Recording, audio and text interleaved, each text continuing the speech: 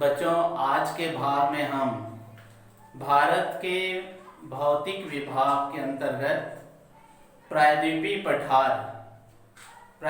पठार के बारे में आज चर्चा करेंगे। हमारे भारत का एक बहुत बड़ा जो क्षेत्र है वो प्रायद्वीपीय पठार के अंतर्गत आता है। आपको पिछले भौतिक विभाग के समय समझा दिया गया था कि प्रायद्वीपीय क्षेत्र किसको कहा जाता है। प्रायद्वीपीय क्षेत्र के अंतर्गत ऐसे भूभाग होता है जो तीनों ओर से बड़ी जल राशि से घिरा हुआ होता है। जैसे कि यहाँ पर आप लोगों को दिखाई दे रहा है तीन बड़ी जो जल राशि, अरब सागर, हिंद महासागर और बंगाल की खाड़ी, ये तीनों जल राशियों से घिरी हुई जो आकृति यहाँ पर आपको दिखाई दे रहा है वो है प्रायद्वीपीय क्षेत्र या प्रायद्वीपीय पठार का क्षेत्र। हिमालय की जो ऊंचाई के बाद में अगर आता है तो आता है प्रायद्वीपीय क्षेत्र या प्रायद्वीपीय पठार। हिमालय की जो ऊंचाई 3000 मीटर से भी अधिक का होता है, लेकिन प्रायद्वीपीय पठार की जो ऊंचाई, उनका ऊंचाई कम होने का कारण वहाँ पर वर्षा के ज़्यादा होने के कारण या उसके ऊपरी भाग में वर्षा के कारण वहाँ की जो ऊपरी परत है वो कटते जाती है, उसका अपरदन होते जाता है। इसके कारण ये ज़्यादा ऊंचे नहीं होते। तो प्रायद्वीपीय जो पठार है उसके संबंध में कुछ जानकारी आज प्राप्त करेंगे। तो देखते हैं, यहाँ पर आपको मानचित्र में प्रायद्वीपीय पठार दिखाई दे रहा है। प्रायद्वीपीय पठार के बारे में आपको बताया कि तीनों ओर से जल राशियों से घिरा हुआ ये स्थान होता है। इसके जो ऊंचाई 600 मीटर से 900 मीटर तक का होता है। इसके बाद में इसका जो कौन कौन से क्षेत्र आता है, इसके क्षेत्र को देखते हैं।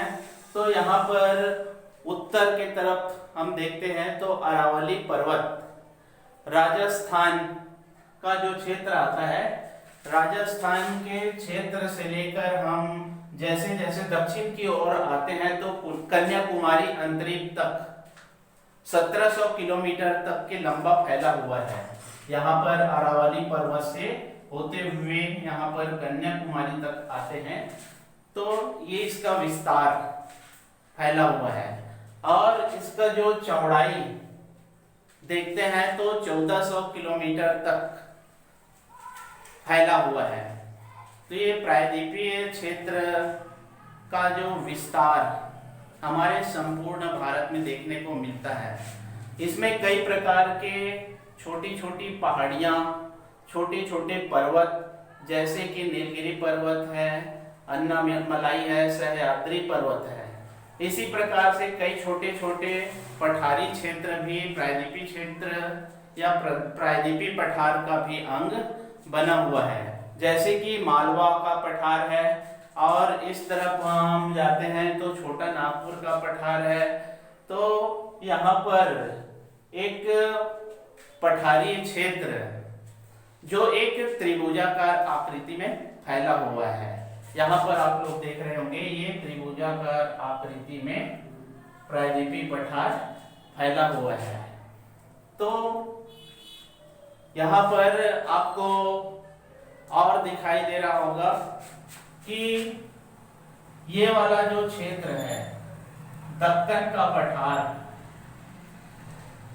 पठार जो ज्वालामुखी की क्रिया या ज्वालामुखी के द्वारा लावा के सुसुप्त होने के बाद में इसका निर्माण हुआ है। यहाँ पर आग्नेय चट्टान और कायांतरित चट्टान मुख्य रूप से पाया जाता है।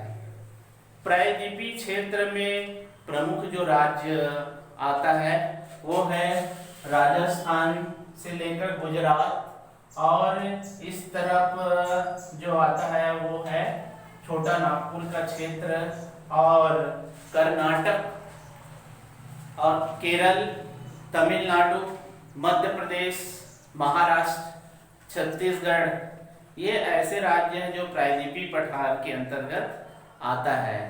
यहाँ पर प्रायद्वीपीय पठार में ये कम ऊंचाई वाला क्षेत्र होता है, इसलिए यहाँ पर बर्फ आच्छादित नहीं होता। कम ऊंचाई होने के कारण यहाँ पर तापमान जो रहता है वो सामान्य रहता है, इसके कारण यहाँ पर बर्फ नहीं ढकता और इसी के कारण यहाँ की जो नदियाँ हैं वो वर्षा जल पर ही निर्भर करती है। यहाँ की नदियाँ जो है वो वर्षा जल पर ही निर्भर करती है। जब वर्षा होती है तभी इन नदियों में जल की प्राप्ति होती है और वर्षा नहीं होने की स्थिति में ये नदियाँ सूखी रह जाती है। तो प्रायद्वीपीय जो क्षेत्र है, यहाँ से निकलने वाली जो नदियाँ, इस तरफ हम जब जाते हैं तो नर्मदा, ताप्ती, ये नदियाँ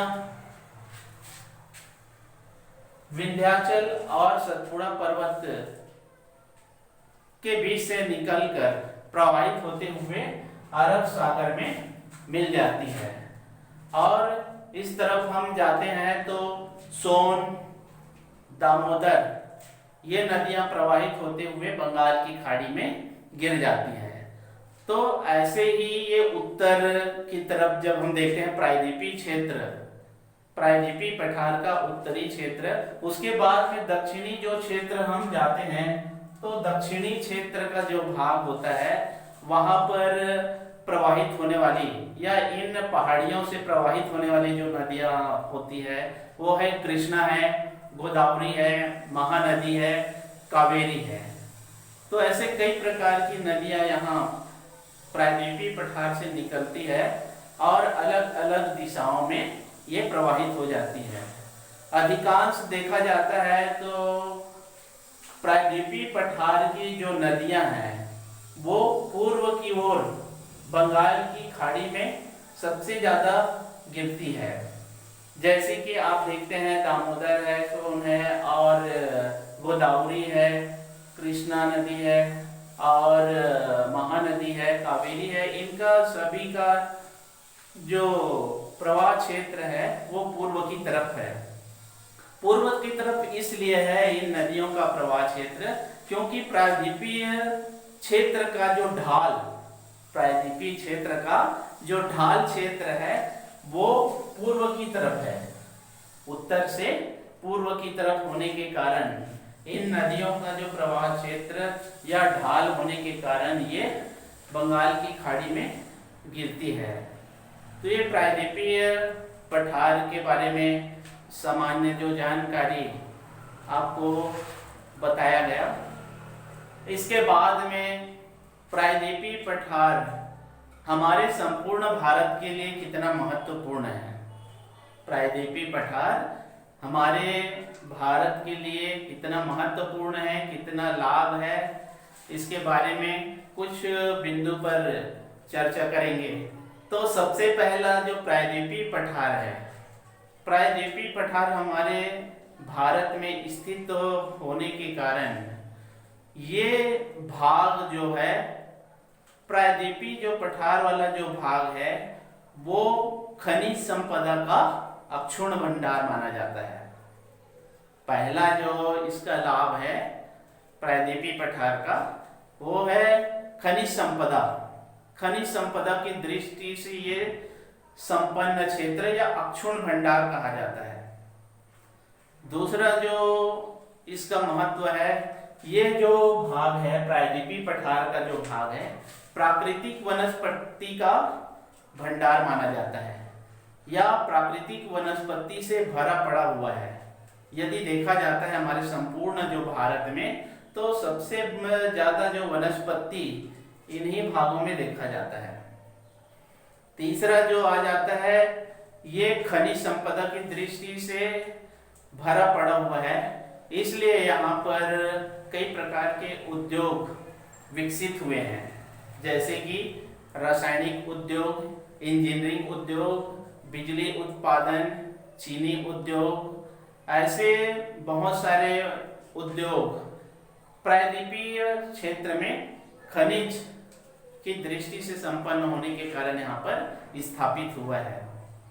हमारे संपूर्ण भारत में देखा जाता है तो इसकी एक अलग और विशेषता है, इसका और महत्व है, वो है 90% खनिज इन्हीं भूभाग से प्राप्त होता है।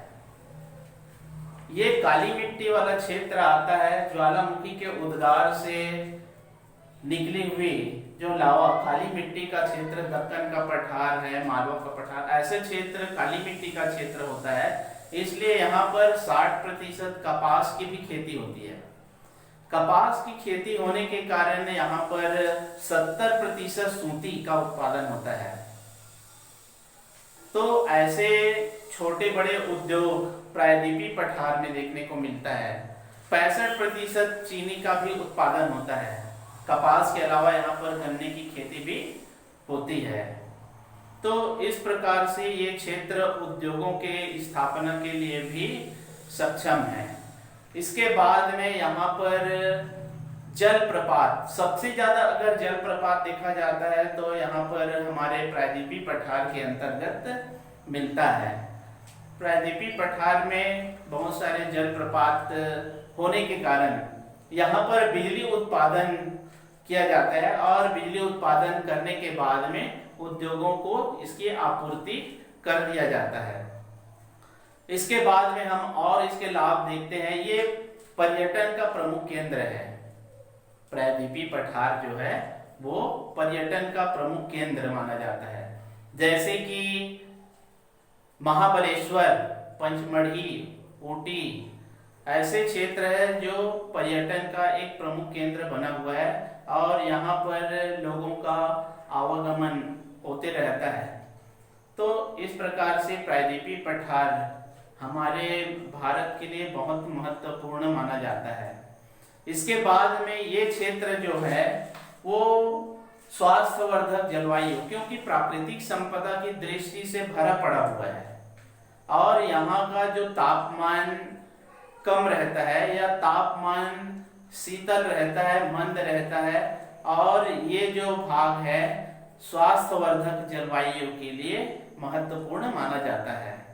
तो इस प्रकार से हमारे भारत के प्रायद्वीपीय पठार का जो क्षेत्र है बहुत महत्वपूर्ण माना जाता है।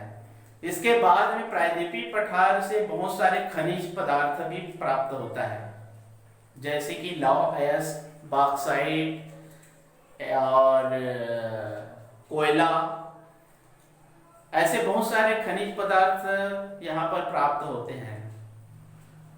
कुछ एक ऐसी आपको घटना आपको बताना चाहूँगा।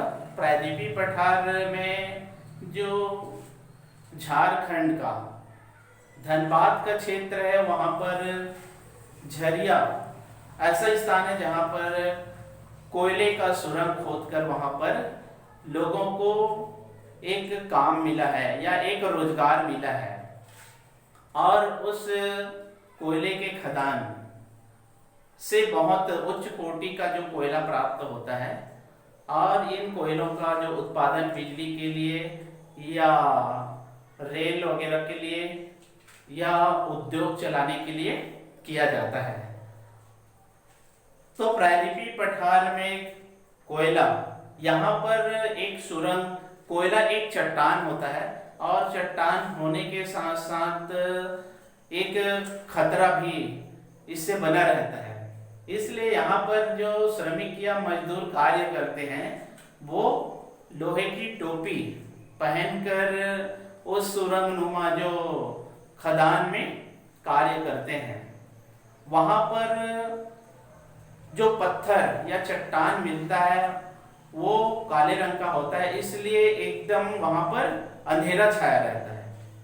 अंधेरा छाने के कारण वहां पर जो लैंप जो होता है वो बैटरी का होता है और मजदूर अपनी टोपी में बैटरी का जो लाइट लगाकर वहां पर कार्य करते हैं, जिससे वहां पर आसानी से काम किया जा सकता है। लेकिन कई बार ऐसी स्थिति आ जाती है कि दुर्घटना का भी सामना करना पड़ जाता है। जैसे कि एक बार चास नाला जो कोयला खदान है वहां पर चट्टान के टूटने से उस खदान में पानी भर गया और पानी भर जाने के कारण वहां पर मजदूर को निकलने के लिए मौका नहीं मिला और उस खदान में 400 मजदूर डूबकर मर चुके थे। तो ऐसे ये प्रायद्वीपीय पठार का जो क्षेत्र है, एक लोगों के लिए रोजगार तो बना हुआ है, इसके साथ साथ वहां पर कार्य करने वाले या आसपास का जो क्षेत्र है, धूल और वहां पर धूल भरी आंधी और कई प्रकार के प्रदूषण के कारण उस आसपास के क्षेत्र या कर्मचारियों के शारीरिक या मानसिक या फेफड़े के बीमारी जैसे वहां पर उत्पन्न हो जाते हैं और उनकी आकस्मिक मौत हो जाती है। तो प्रायद्वीपीय पठार हमारे संपूर्ण भारत का एक महत्वपूर्ण भूभाग है, एक विशाल भूभाग है और इसका महत्व भी है। तो आज हमने प्रायद्वीपीय पठार के बारे में आज समझे और किस प्रकार से हमारे संपूर्ण भारत के लिए महत्वपूर्ण है। इसके बाद में अगले जो भाग में समुद्र तटीय मैदान जो भौतिक विभाग का एक प्रमुख क्षेत्र माना जाता है, उसके बारे में हम लोग चर्चा करेंगे। धन्यवाद।